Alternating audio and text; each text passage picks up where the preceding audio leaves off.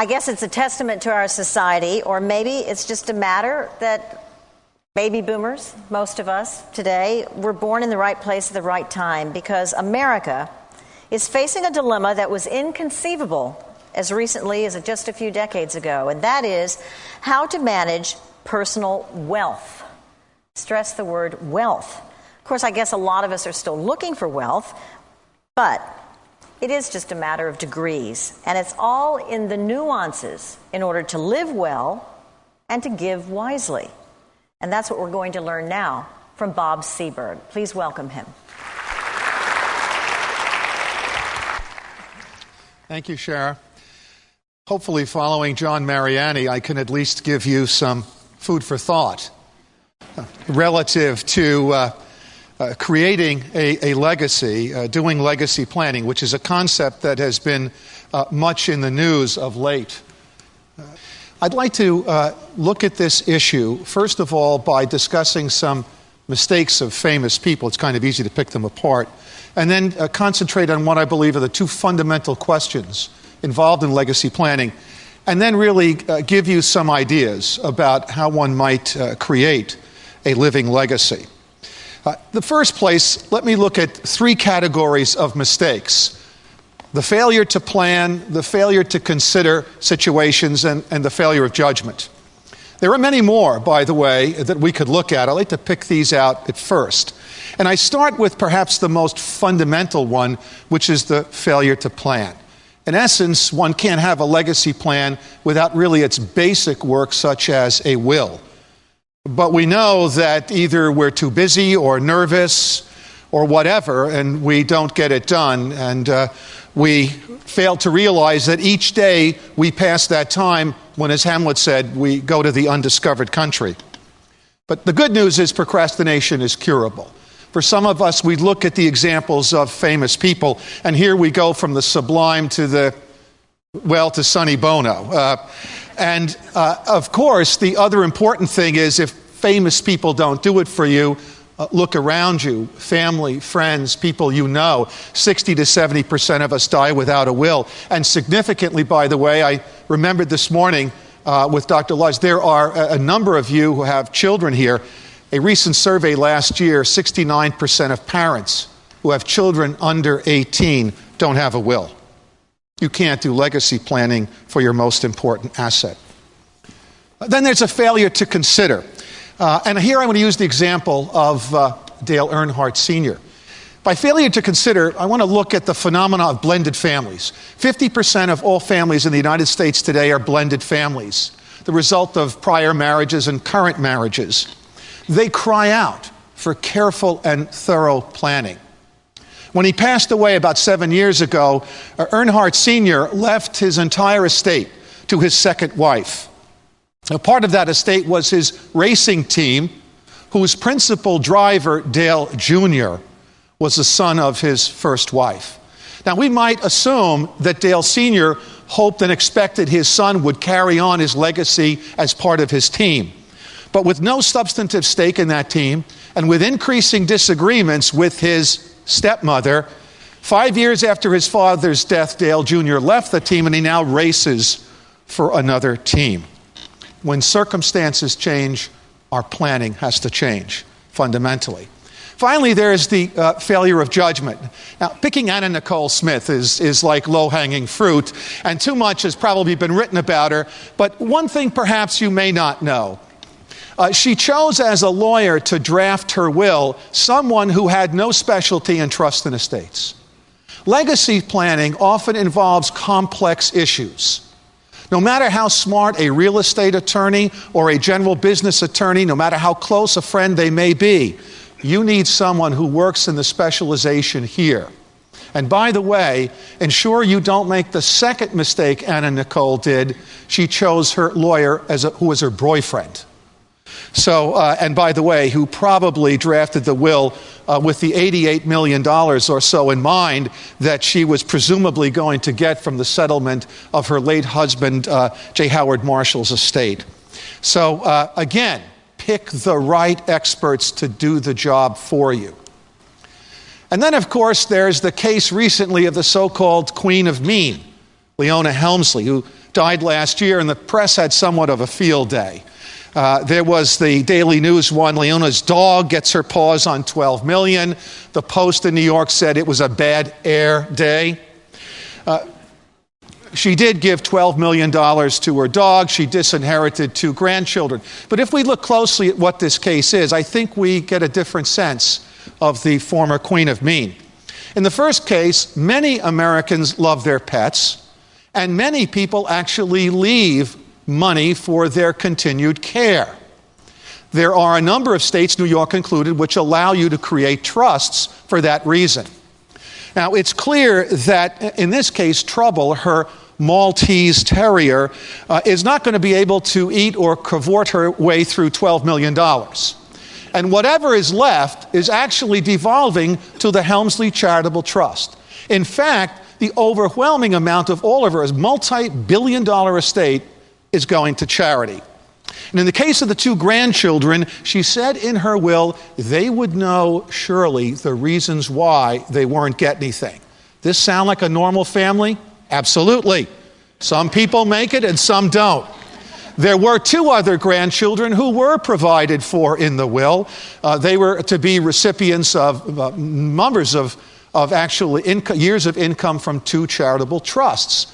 But in these cases also, the remainder of those trusts will devolve to her charitable trust set up with her and her late husband.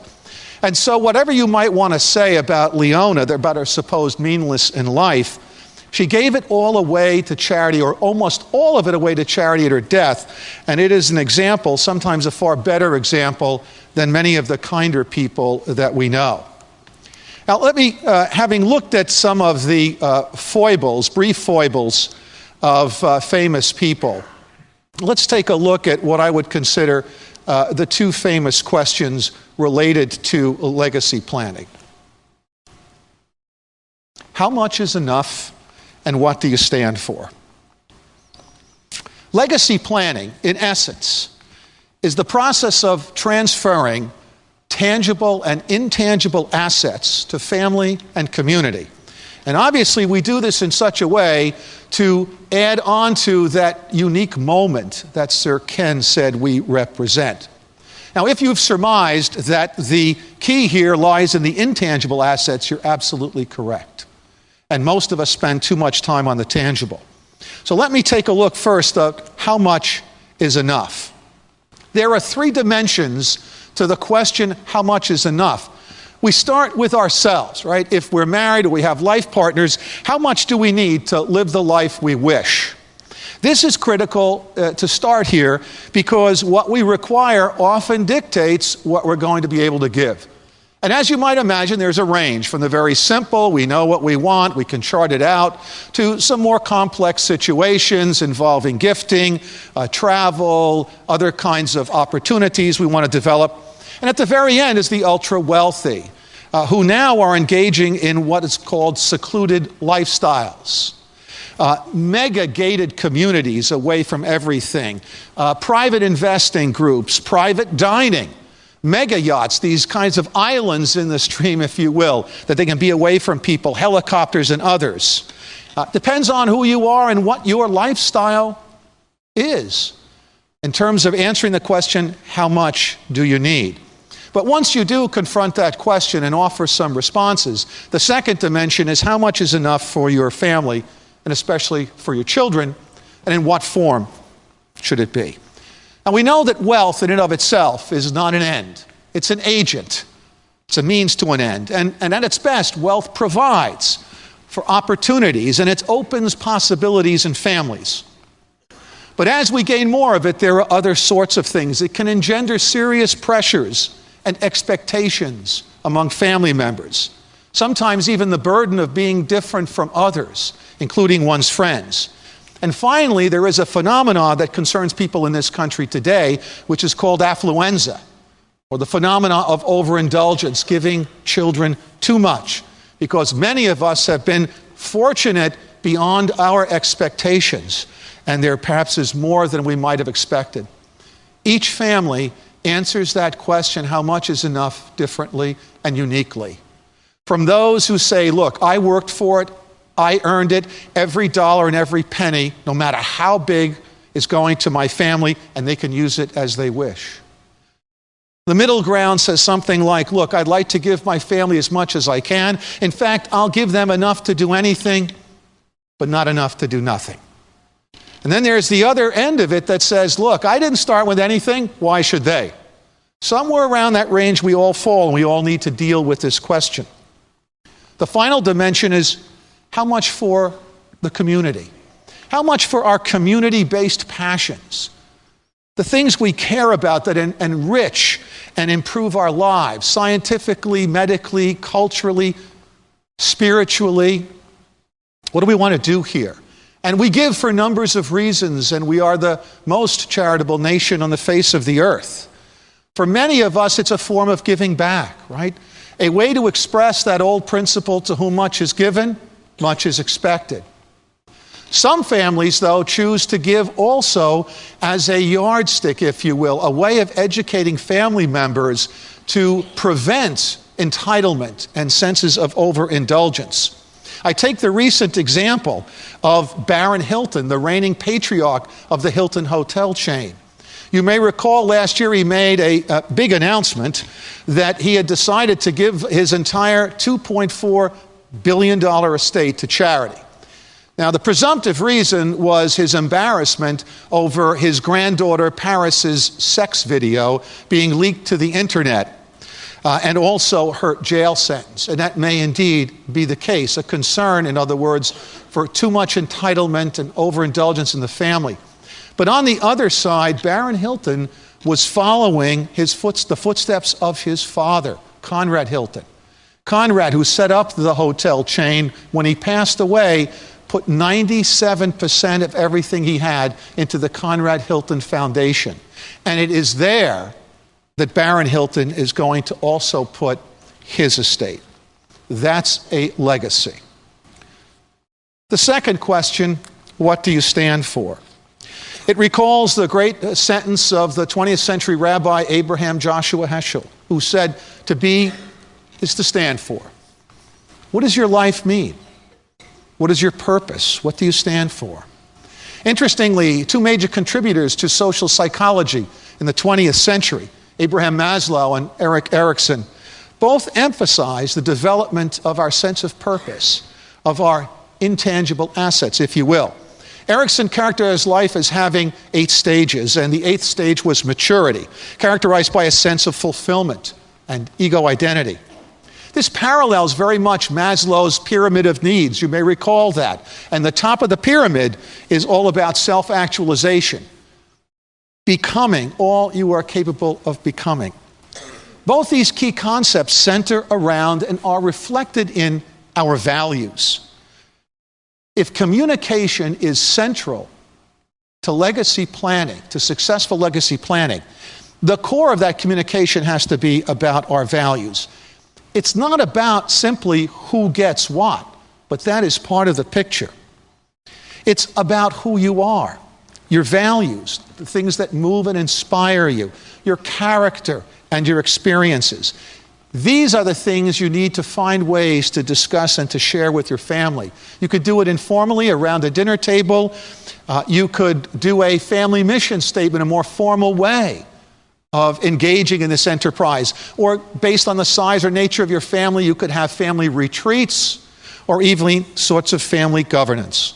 But it has to be there in a central fashion. In their terrific book, Silver Spoon Kids, Eileen and John Gallo talk very much about the real problems that are associated with money unaccompanied with values. Values indeed lie at the core of what we call legacy planning. Now, let me begin to sum up by suggesting there are 3 major aspects to creating a significant living legacy: engagement, education, and what I would call efficacy. Engagement, and I would recall the things you heard from both Dr. Lodge this morning and from Sir Ken. Engagement is critical. This is about the things we give ourselves to, the passions that are important in our lives. The Greek philosopher Aristotle said the end of life was happiness. And for him, the Greek word eudaimonia meant flourishing. It meant doing well what we do well. And we all know how we feel when that is. When you are feeling that way, two things occur. Not only are you, as we learned from Dr. Lodge, healthier, physiologically speaking and emotionally speaking, but you provide an extraordinary example for family and for community. And you cannot underestimate the importance of that example. The role of education I would sum up in a quote I think probably says it all better than I could, from the New England poet Robert Frost. Now, forgive his gender-specific language from an age much earlier, and I will read it to you in more modern terms. Every affluent father and mother wishes they knew how to give to their sons and daughters the hardships that made them rich. I've thought about this a lot. To me, it's a profound statement. And of all the people I've talked to, if they're thinking about it, it's not true. You don't want to give your children hardships. But how do you accomplish what you want to do then? The only way it seems to me to do it is to give them your life lessons and your values. Critically important, again, the foundation of that kind of communication. Finally, something you may find a bit odd here, efficacy. I put it in because efficacy is the power to produce intended results. It means having an effect. It's important because we should want our legacy planning to have an effect on our families and our communities. Concerning our family, obviously, if we use our tangible assets to help build opportunities and bridges, this is something we want. But we also need to use our intangible assets to form the substance of our life lessons. We also, by the way, have to include methods to protect the plan we create. It is the case, for example, that there are times and circumstances when our best laid plans do go somewhat awry. Good people make bad decisions. Great families sometimes have problems. We need to incorporate ways effectively to deal with that potential. And that is why the modern flexible trust is often a terrific way in which to do this. Finally, efficacy is important in our philanthropic efforts. Of course, we want them to reflect our passions and our purpose, but we also need to expect performance from the organizations we support. In today's world, you may have heard the phrase high-impact philanthropy, making a real difference. There's a center at Wharton called the Center for High-Impact Philanthropy. But whether it's high or whether it's medium, we all want to make an impact. We need, in other words, not just to feel good, but to do some good by being able to measure what we are giving to. Let me conclude with a quote you may feel somewhat jarring and not in line with the prior comments. It comes from that bon vivant Oscar Wilde who said, "Only the shallow know themselves." Isn't that a great quote? Only the shallow know themselves. Why do I include it? I include it because just as we are never finished human beings, our legacy planning is never finished either. It's dynamic and it's ongoing. It calls not just for our commitment, but for our intelligent effort, valiantly trying not just to do the right thing, but also to do things right. In order to do this, we do need help. If I were classically minded, I'd say each of us, as Dante needs a Virgil to lead us out of the dark wood and into the light. We need, of course, for legacy planning to engage. We need to communicate, and we need to partner with guides who can help us improve and also help us measure what we are doing. And ultimately, that will make for successful legacy planning. The artful transfer, not just the transfer, the artful transfer of our tangible assets and our intangible assets. Thank you very much. Thank you, BobSeaberg, for reminding us that wealth is more than just money, and perhaps even giving some of us some ideas for how to make ourselves live long beyond our natural lives.